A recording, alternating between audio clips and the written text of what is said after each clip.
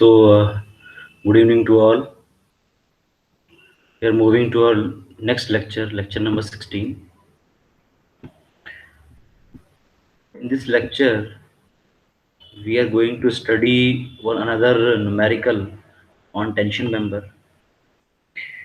Last numerical में हमने design कर लिया था जिसमें हमको सारा डेटा गिवन था, right? The arrangements of bolt is already given to us. So we know length of connection, we know everything. But in this numerical, screen आपको शेयर हो रही होगी. In this numerical, please read this numerical. A tie member in a bracing system consists of a two-angle 75 by 75 by 6 mm bolted to 10 mm thick gusset plate, one on each side using a single row of bolt, tack bolted. Okay, tack bolting करी गई है. Determine the tensile capacity of the member and number of bolts required to develop full capacity of member. So whatever be the capacity, as per that capacity, we have to provide or we have to calculate the number of bolts also. Okay, and first we have to calculate the design capacity. So this is the section 75 by 75 by 6 and it is tag bolted. Tag bolted का मतलब होता है कि बीच में gusset plate होती है, in between that, and both side means this side and this side आपको angle section provide करना होता है, ठीक है? And that angle section this time is 75 by 75 by 6. Okay, equal angle section. This is the grade of steel, right? Thickness of gusset plate is 10 mm given to you. Okay, so in this question हमको number of bolts नहीं पता है, so we will use that approximate formula for calculating TDN. देखिए use किया गया है, ठीक है? चलिए देखते हैं इसको. First step is to find gross section yielding. तो यील्डिंग में जब हम निकालते हैं स्ट्रेंथ, तो TDG is given by FY/AG over gamma m naught, right? AG, what is the gross area for this whole section, both the angle? So this will be the 75 plus 75 minus 6 into the 6. Either you can say 75, right? For the one angle section, this leg is 75 and this leg from here to here is 75. So if we stretch this, it will, this 6 is coming twice, so we are deducting 6 thickness of this angle section into this will the whole width into the thickness 6. This is the area 864 mm square for one angle section, not for two. So for two, we'll twice multiplied by the 2, we'll get 1728 here. So TDG is equal to Fy into total area 1728 divided by gamma m naught, that is 1.1. तो TDG आपका आ जाएगा 392.73 into 10 to the power 3 Newton, or we'll convert it into kilonewton. This will be the in kilonewton. Next thing is find net rupture strength. Okay, rupture strength का formula TDN बराबर एक बड़ा सा formula आपको last question में पढ़ाया था, beta वाला. But in beta we know the LC, length of connection, and for that LC we must know the number of bolts, and in this question this thing is not given. So we will use this formula alpha wala, this approximate formula. Since the number of bolt is not known, rupture strength of net section is approximately calculated as by assuming number of bolt is 4.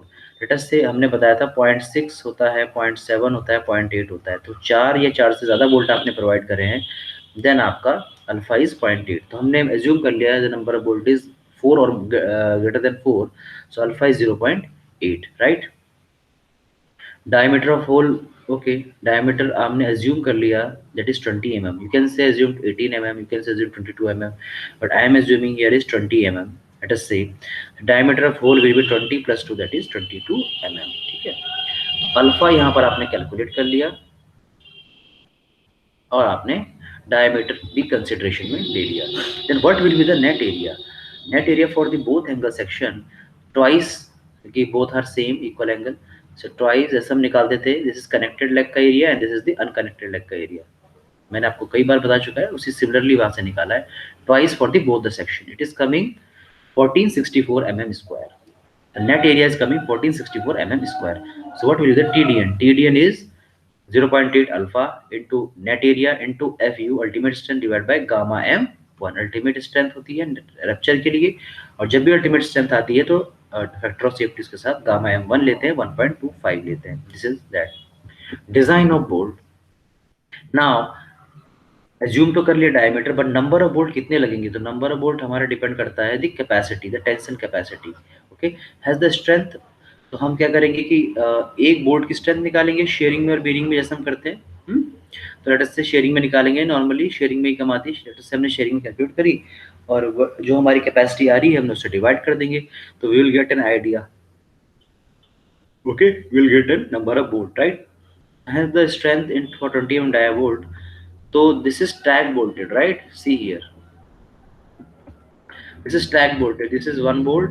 Sorry, this is one angle and this is another angle, right side and left side. बीच में क्या है, gusset plate है। तो ये जो bolt आपने provide कराया था, ये बोल्ट देखिए हॉरिजॉन्टली आपने प्रोवाइड करा है। इस बोल्ट में क्या आएगा, इस बोल्ट में डबल शेयर आएगा। ओके, जैसे हम लैब जॉइंट में पढ़ते थे, दो प्लेट होती थी हमारी सिंपल। तो दो प्लेट जब होती थी तो एक बोल्ट आपको इस तरह से लगा है तो एक ही फ्रिक्शन सरफेस है तो one share. But here, this angle section, this gusset plate, and this angle section, 3 layers. So 3 layers means double shear. So double shear means twice of pi by 4 20 का स्क्वायर एरिया।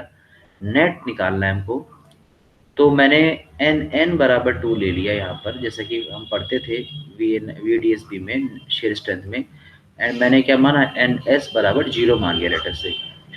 तो this is a twice, है ना, pi by 4 diameter का square plus 0.78 into FU over root 3 into 1.25. And shear strength is coming 90.6 kilo Newton. Bearing strength we can find, it will it will come a bit higher by assuming the pitch and edge distance, but it is coming, let us say 90.6. So number of bolt is given as number of bolt that is coming out strength. This is a rupture strength 384.15 divided by the what, VDSB shear strength. This is the tensile strength and this is the one bolt की shear strength. तो इस maximum capacity के लिए बोला number of bolt design करो। तो भाई maximum capacity ये है, नंबर ऑफ बोल्ट डिजाइन करने के लिए हम एक बोल्ट की स्ट्रेंथ से डिवाइड कर रहे हैं। It is coming 4.24, so it is coming almost 5 numbers. So we have to provide at least 5 bolt for this. Okay, तो 5 बोल्ट आपने अगर एक कनेक्टेड लेग में प्रोवाइड कर दिए तो it will look alike like this, right, sorry like this.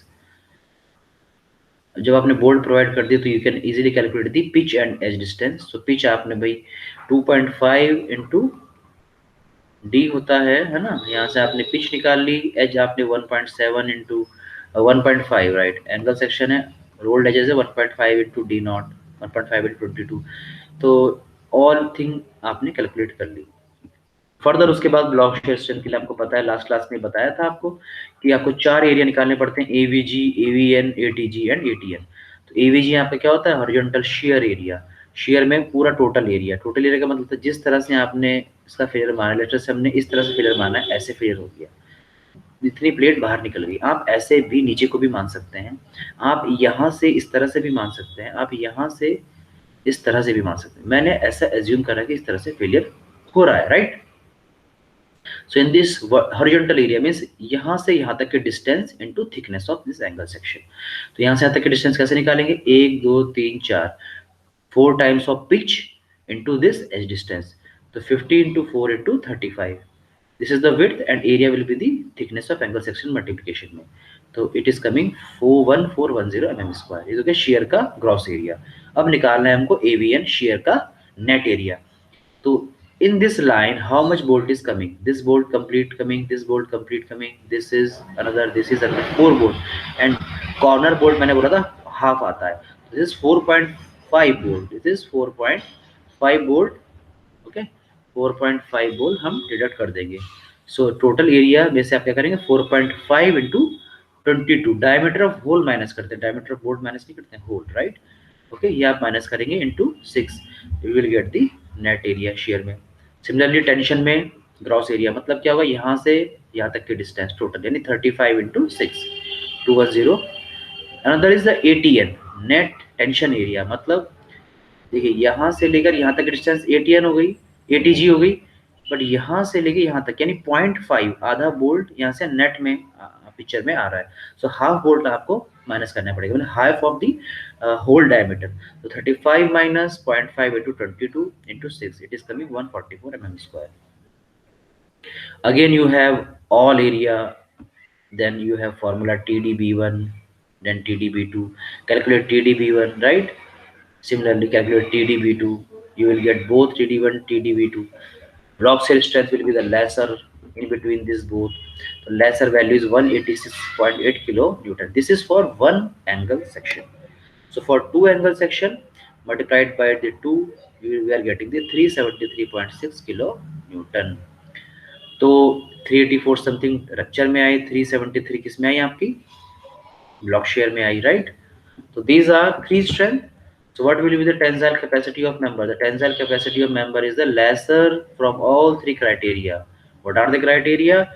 Yielding criteria, another criteria is the net rupture, and the last criteria is the block shear. So answer is the lesser one, block shear 373.6 kilo Newton. तो ये आपका आया है, right. So this is how we can proceed if number of bolt is not given. If number of bolt is not given, we will use this formula. Okay, and how we will calculate the number of bolt? Number of bolt calculated by the rupture strength divided by the shear strength. Okay, let us move to another example.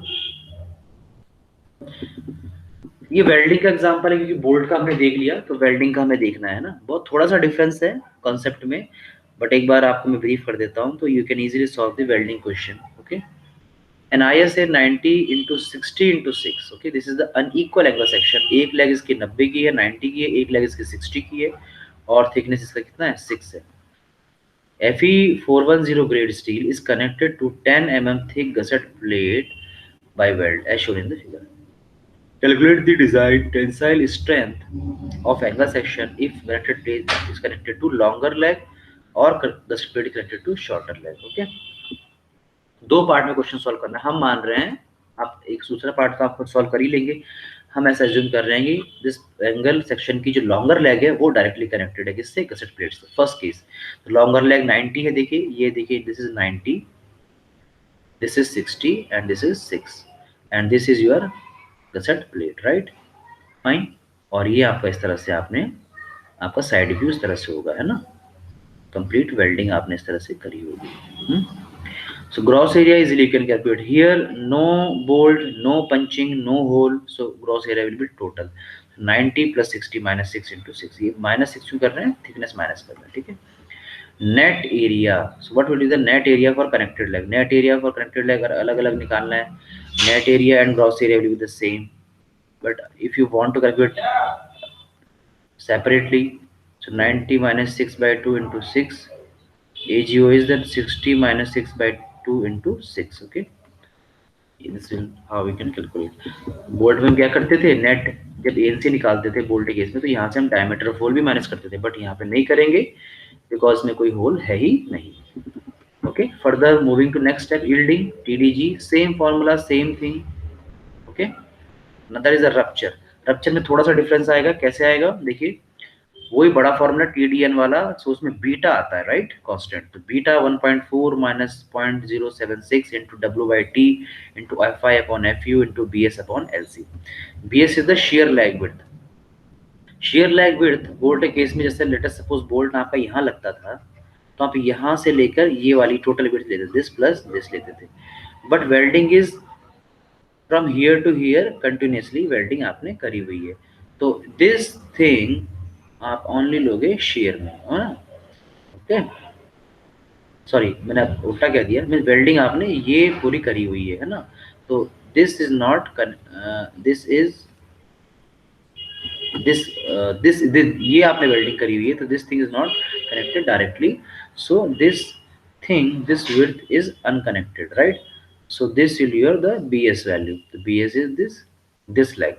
Okay, 60 इस case के लिए. अगर आप बोलेंगे कि आपने shorter leg connect की है, यानी 60 कनेक्ट किया है और 90 ये है और 60 ये है, तो आपकी 90 हो जाएगी BS, है ना. लेंथ ऑफ कनेक्शन, तो length of connection is the length of weld. तो लेंथ ऑफ वेल्ड आपने इस तरह से एज्यूम करी है ना. लेंथ ऑफ कनेक्शन इज आपने 75 तक एंगल सेक्शन को लेट अस से वेल्ड किया, this is given in the question, let us से 75 इस तरह से आपने वेल्ड किया, 75 ये, तो length of connection is 75. If it is unequal, like it is 100, it is 75, so you can take it average, right, length of connection. But here it is equal, so 75 plus 75 by 2, it is 75. The length of connection is the length of the welding. BS आ गया आपका, length of weld आ गया. Another thing are same, ये आप यहाँ put करेंगे, you will get your beta value. Okay, beta को आप check कर लेंगे 0.7 एंड 1.44 के बीच में आ रहा है या नहीं आ रहा है, देन फाइन. आपको ANC मिल गया, AGO मिल गया, बीटा मिल गया, everything is you have, everything you have. तो TDN आप कैलकुलेट कर लेंगे easily, that is 234 kilo newton. Okay, now coming to the block shear. Block shear में इसमें बहुत सिंपल है, क्योंकि इसमें कोई होल है ही नहीं, तो all area are equal, means share में both area are equal and tension में बोथ एरिया आर इक्वल. तो शेयर में क्या एरिया हो जाएगा, देखिए 75 इंटू 10, क्योंकि लेंथ ऑफ द वेल्डिंग कहाँ तक है एंगल सेक्शन की, 75 तक है ना. Okay, 10 is the thickness. Okay, so both side you have area. अगर आपने यहाँ भी वेल्डिंग करी है, आपने यहाँ भी वेल्डिंग करी है, ठीक है. सो इसलिए यहाँ पे ट्वाइस कर रहे हैं. शेयर में ऊपर का एरिया भी आ जाएगा, नीचे का एरिया भी आएगा, है ना. इस तरह से भी वेल्डिंग है और इस तरह से भी वेल्डिंग है. बोल्ट में तो एक ही बोल्ट लाइन होती थी, है ना. तो this is the twice into 75 into thickness 10, 1500. AVN, अब बोल रहे हैं शेयर में नेट एरिया, तो जब कोई होल है ही नहीं तो पूरा का पूरा सेम आएगा. तो AVN is also equal to AVG, यानी 1500, no hole, because similarly ATG और ATN भी बराबर होगा. ATG और ATN क्या होगा, वर्टिकल का एरिया. तो वर्टिकल यहाँ पे कौन सी लेग आपने गसट प्लेट से अटैच करी, इस बार कौन सी लेग आपकी वर्टिकल है, 90 वाली वर्टिकल है. तो 90 into 10, so 9 to 10 is the tension area.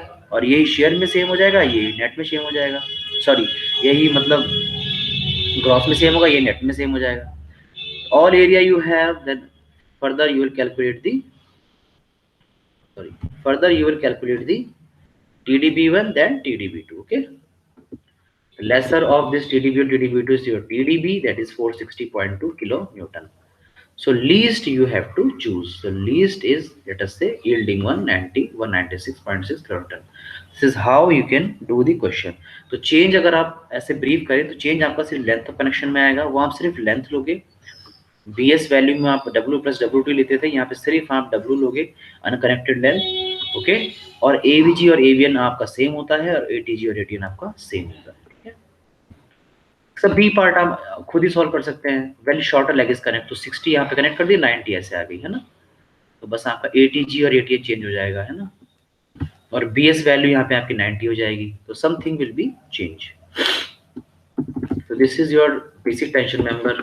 Here we are ending.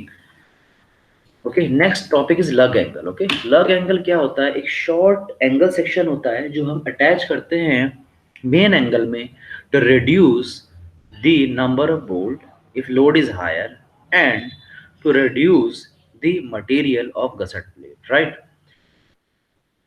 मतलब देखिए डेफिनेशन पहले थोड़ा थ्योरी देख लेते हैं, ठीक है. When the tension member is subjected to heavy load, the number of bolt or length of the weld required for making the connection with other member becomes large, resulting in unconnected size of the gusset plate. ठीक है, क्या बोल रहे हैं, length of the weld या number of bolt बहुत ज़्यादा हो जाते हैं, तो कनेक्शन प्रोवाइड करने के लिए जो रिजल्टिंग जो लेंथ आती है गसट प्लेट की, जो एरिया आता है वो ज़्यादा आता है, तो उसको हमें रिड्यूस करना होता है इकोनॉमी के लिए. In such situation additional short angle you can use to reduce the joint length. तो जॉइंट लेंथ रिड्यूस करने का गसट प्लेट का मटेरियल बचाना एक अलग चीज़ है. बिकॉज गसट प्लेट का मटेरियल आप बचा तो लोगे, लेकिन आप क्या कर रहे हो उसके बदले में एक अनदर शॉर्ट एंगल प्रोवाइड कर रहे हो. ठीक है, तो इकोनॉमी का तो एज सच कोई खास सवाल आता नहीं है, बट शेयर लेग आपका रिड्यूस होता है क्योंकि आप चीजें बैलेंस कर रहे हो, first thing. Second thing is आपका लोड हायर है तो नंबर ऑफ बोल्ट आप वहां से रिड्यूस कर रहे हो. ठीक है, तो अनबटरिंग केस आपका प्रिवेंट हो सकता है. लेग एंगल में be eliminated by providing unequal angle section with wider leg and using 2 row of staggered bolting. अगर आपको लग एंगल नहीं प्रोवाइड करना है, लग एंगल का मतलब देखिए ये आपका मेन एंगल है. अगर आपका लोड बहुत ज़्यादा, तो आपके इतने सारे बोल्ट आ रहे थे, आपका लोड बहुत ज़्यादा है तो आपने कैलकुलेट करा नंबर बोल्ट इतने सारे आए, लाइक 1 2 3 4 5 6 7 8 गसट प्लेट आपकी अवेलेबल इतनी ही है, ये आपके एक्स्ट्रा बोल्ट आ रहे हैं, तो तो हमें सजेस्ट कर रहे हैं कि आप छोटा सा एंगल यहाँ पे प्रोवाइड कर दीजिए और कुछ एक्स्ट्रा आप बोल्ट लगा दीजिए जो यहाँ पे प्रोवाइड कर रहे थे। ये कह रहा है अगर लग एंगल प्रोवाइड करना ही नहीं है तो आप इसी में फिर 2 रो ऑफ बोल्ट लगाइए स्टैगर्ड, और it is better thing you can provide. Okay, shear lag will also prevent. Huh? Lag angle is attached to the outstanding leg of the main angle. The entire cross section area of both the angle is effective in resisting the tension. So shear lag effect is reduced. कैसे shear lag effect reduce होगा? जैसे कि ये आपने मान लीजिए आपका angle है, मेन एंगल है, ये आपकी क्या है, गसट प्लेट है,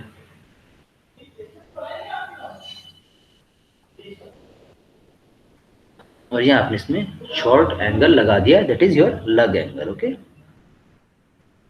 तो लग एंगल की एक लेग से आपने अपना मेन एंगल अटैच कर रखा है, मतलब मेन एंगल से आपने लग एंगल अटैच कर रखा है, तो ये चीजें बैलेंस हो गई, तो शेयर लैग इस पे जो है आना था वो नहीं आएगा, है ना, right. What is the codal provision? Okay, codal provision we can see, so okay, we are stopping here. Codal provision we'll see later, and we'll do one numerical, okay, in the next lecture. तो छोटा सा numerical है, बहुत ज़्यादा इसमें नहीं है। okay,